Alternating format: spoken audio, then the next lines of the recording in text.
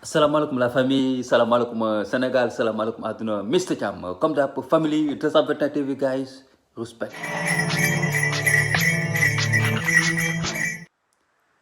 mi ngi noonu la famille Almet oblige 7500 lay jar na ko ñëpp dem jëndi kon comme que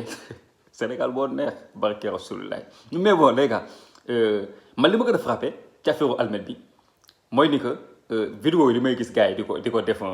ko def ci Almet bi ñëpp ku coché rek yow mbër ngay lim, footballeur ngay lim,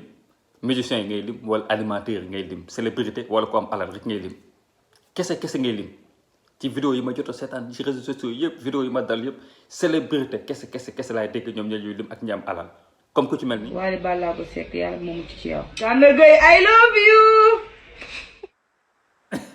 mi ngi noonu la famille moom nag listam jeexul mais day jàll rek ñu xool keneen. Abba Pape Cheikh Diallo Boubacar Diallo. man dama foogoon ne jigéen ñi la waaye nekk di góor ñi rek ñoom ñoo am fulla. Kimbiz sa waxle boobu barki yonent bi.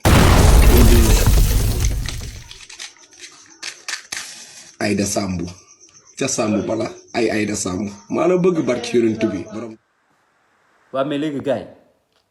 bu fekkente ne ku si nekk te nga jël sa bët bi teg ko ci ki siw ku si nekk te nga jël sa bët bi teg ko ci ki nga xamante ne moom alal est-ce que mbëggeel amati na sens ndaam sax ñu ngi laam-laame naan Sénégal kenn bëggatul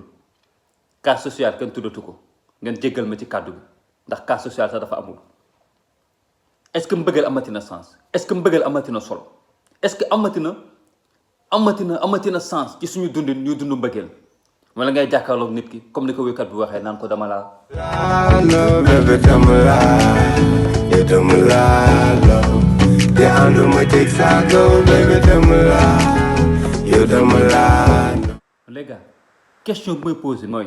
est-ce que du lii moo tax léegi ñëpp daw jubale ci téléfilm yi ndax lan bëgg ut buzz. est-ce que nekkul lu lii moo tax ñëpp daw ci série yi ndax lan bëgg ut buzz est-ce que nekkul lii moo tax booy di tay la sa live ci géej gi bëgg lan tekki ndax ko amatul terrain àdduna rek yow dafa mel ni bokkutoo ci société bi tu es radié de la société.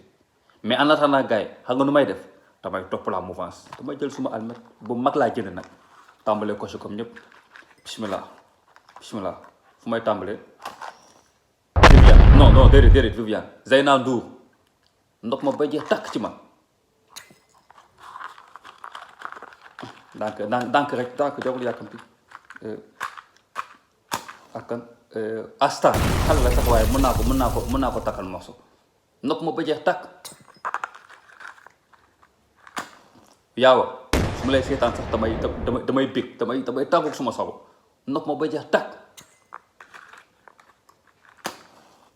gii doomu nday Umu Sow nopp ma ba nopp ma ba waaye ba sàllam bi ko en attendant ñuy xaar résultat gars yi ndax Almet dafa xew Sénégal lu ñu bàyyi suñu xel yi ñuy foowee Sénégal bu doon Almet mooy tax nit bëgg nit kon kenn dootul jooy mbëggeel en attendant gars yi ñuy am résultat ci Almet bi damay jël suma bisaab seddal suma xol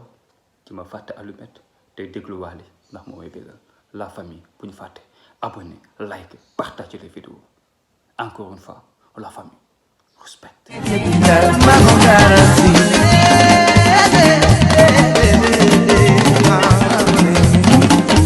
Soxna Faati sa doom